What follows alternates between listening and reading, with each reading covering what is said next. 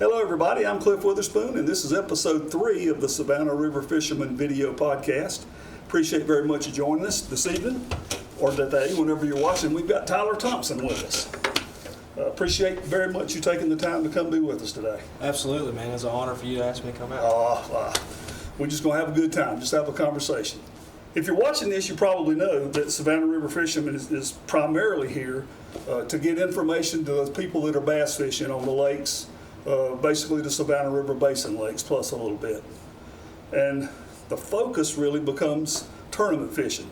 And like SavannahRiverFisherman.com website, you can go there and find out all the upcoming tournaments on all the lakes. It's a really great resource for tournament fishermen. And so I figured since it's about tournament fishermen, it might be good to do a show talking about tournament fishermen. I fish a few tournaments, but in general, I'm one of those guys that checks in 12 pounds when I weigh in. And Tyler's one of those guys that weighs in 18 pounds. So I figured he'd be a good guy to actually come talk to us about it. So tell me, how'd you get started bass fishing and tournament fishing? Well, the tournament fishing, I didn't get started tournament fishing until I was probably around 15 or 16, Cliff. I had a cousin of mine, his name's Cody McAllister. He's out of Easley. His father worked at the hospital, and the very first tournament I bass fished was with him. And they had a little inter-club thing with the hospital there that they did. His dad couldn't make it, so he sent us down to their lake house at Lake Greenwood. I think it was my second cast of the day. I caught a 5-pounder and oh man, got a little taste of the money. And I remember as a child getting parents to rush home from church on Sunday night so I could watch Bob Cobb on TNT. Yeah. And that's really what struck the fire under me. And then my next door neighbor growing up was another big time hammer up here named Greg Klaus. I actually know Greg. I know Greg. He introduced me and him, actually jumped in one of Rocky's Tuesday nighters at Gap Hill. We got second place that night, and I hadn't looked back. So I get it. I've had a couple checks, but that's about it. And but I love the competition, even just the thought of the competition, just being out there doing it. Absolutely, man. I played baseball, and I think a lot of us guys that I can name drop a few guys I know that played ball with me, like Joe Anders. We played ball together and we fished a lot together. And that's one of the reasons me and him really fell in love with fishing, is because we loved competing. Yeah. And we wasn't that good at baseball once we got older and realized that. So fishing kind of took place. I hear you. So how much do you fish? How many tournaments do you fish a month? Well, almost every weekend. Yeah. We find something to jump in. Main trails, I like fishing the boat in Atlanta. You fish that. That's a great trail around here. Hopefully we see Palmetto Boat Trail come back next year. So, that was a great trail. Tri-City, that's a really good club. Cowboys, Castaways. I fish both of those. Like you said, I just love competing and try to get as many as I can in. Well, I know you've got a family and a full-time job, and is it tough balancing all that? That I got to really give a shout out to Cornerstone. Okay. They when I first came on, they knew what my ultimate dream was, and that's still to this day. I'm 37-year-old, but I still plan on fishing on tour one day, whether that be the shooting for the Bass Tour, but if I can qualify for the BPT, heck, I'll shoot it too. I grew up diagnosed ADHD, so I had a tough time being organized growing up, and so getting that together. The older I get, I feel like I dedicate days to just strictly my daughters and my wife. Especially weeknights when I get home from work, I put my phone away. I put any kind of distractions away, and I just give it all to them, because they know. My wife knew what she got into when we first started dating, and I couldn't be more thankful for that. She supports me. She also don't mind spending the checks that we win. I get it. Yeah. It's not that hard when you got your lot, when you got it figured out. Okay. I'm not saying I got it figured out, but I understand right now these precious years for them children. Yeah. So I try to spend as much time with them as I can, especially Sundays. Sundays are their days. That's really good to hear. I love hearing that kind of stuff. So I'm going to try and pick your brain a little bit now. Absolutely. So I can get from a 12-pound sack maybe to a 14. Yeah. So tell me about, tournaments. I know probably you handle tournaments on what I call our home lakes different from away lakes, but do you pre-fish or practice fish home lake if tournaments? I can. A lot of, this time of year, I didn't really get to practice that much because, I'm not complaining when I say this, but I've been so busy at work. It's and that's a blessing. That's what pays my bills. That's what allows me to fish. Yeah. But no, when I get to practice, I do like to spend the day out there.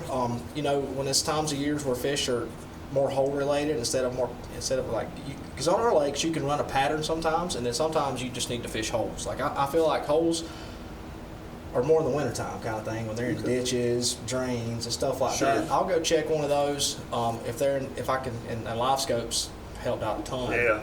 To know whether they're there or not. I can shine the live scope in there without even casting, but me being the guy I am, I can't help it every time. I relate.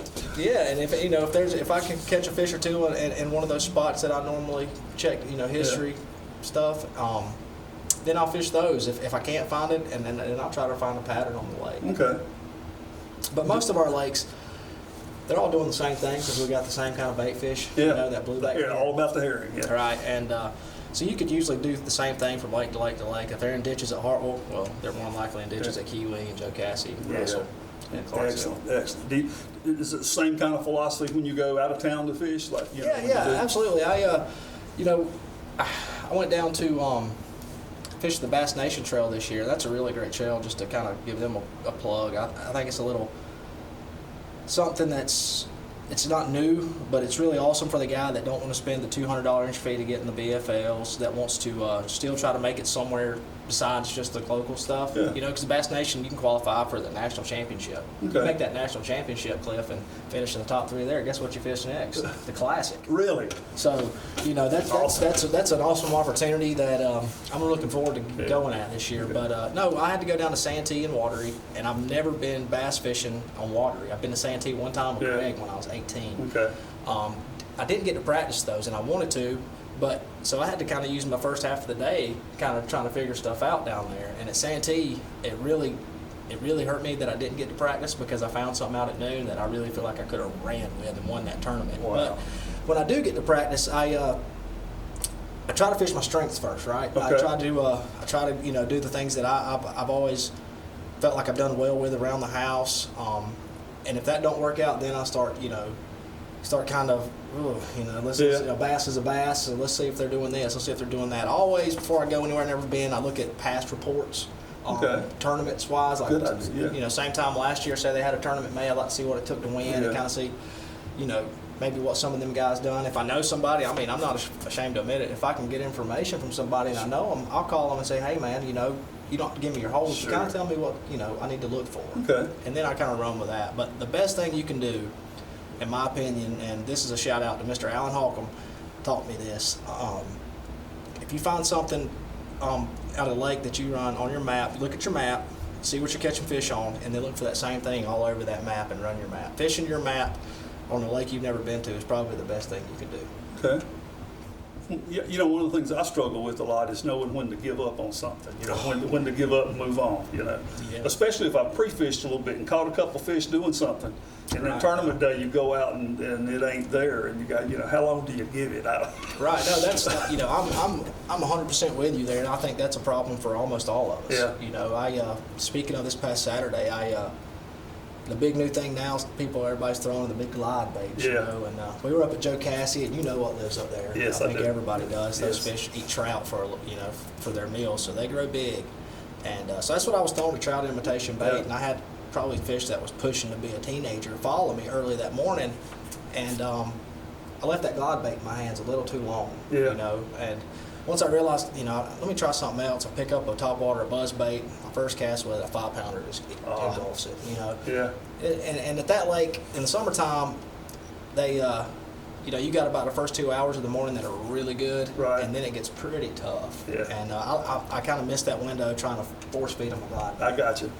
Yeah, I have. I'm sure missed many windows for trying to force feed just what I want to catch them on versus versus what they're actually doing. So one of the things I want to talk about that concerns me a lot. I know Hartwell has so many tournaments on it, and so it's hard to go down there on the weekend and fish when there's not just a bunch of people out fishing. You pull up, most points already have something on it. What's the etiquette there? With if you pull up and there's somebody else there, is it okay to go ahead and fish as long as you're out of cast links, or what works there? Just move on to a different place. That's tough. Yeah. There's times where I pulled up and knowing there's big fish there, and you're fishing for a lot of money. Sometimes I have a tough time with that one because it's a public lake, so that guy's got every right to be there as much Absolutely, as you. Right? absolutely. I think you have a conversation if it's something you really found and you really feel like you could win a tournament on. Okay. And if you don't recognize the boat, say you pull up to it and you're like, well, I don't know this guy. He's probably not in the tournament. I'm going to have a conversation with him and say, hey, bud, I'm fishing a tournament. Is there any way I can share this hole with you? Yeah, but if I see it's a fellow competitor that I know found the place too, I'm just going to. Then you got to move on. Yeah, then you got to move on. Yeah, that conversation's a good idea. There's probably a couple of times I wish I had done that. That probably would have worked better.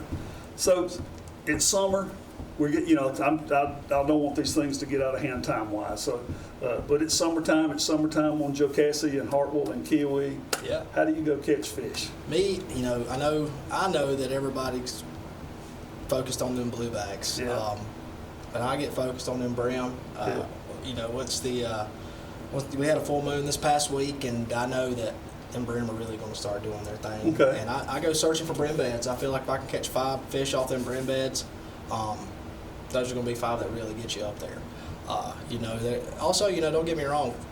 Tyler Campbell whoops us every weekend down there in Hartwell on them cane piles. So them cane piles are always a solid choice to get a good limit. I just don't know the ones that catch them big largemouth that he gets them on. So, I got you. I go searching for the largemouth and the shallows. Okay, that makes sense. That does. Well, anything you want to leave us with? Man, like I said, I appreciate you, calling me and asking me to come on the show with you. I think you're doing a great thing. I really, really appreciate the Savannah River Fishermen. We used to have kind of a site that, tournament-wise was on there. It was called SC Lakes. It kind of went away, and I'm glad to see this coming back, and you're really doing a great thing with it, and look forward to help you promote it, man. Well, man, I apprete it. I'm sure I'll have you back before it gets too far away. I love it. All right, so before we get out here, a couple of things. As we've mentioned a couple of times, SavannahRiverFisherman.com website. Go check it out if you haven't. And also there's a way on there you can pick up one of our really, really super cool hats. But that's really the only thing that we do to try and help offset the cost of what we're doing. So if you're so inclined, pick yourself up a hat. It'd be greatly appreciated. Make sure you follow our Facebook page, Savannah River Fisherman Facebook page. And all of these videos are going to live on our YouTube channel, Savannah River Fisherman YouTube channel, so you can go back and visit them again. So with that, appreciate you joining us, and we'll talk to you next time. See you on the water. See ya.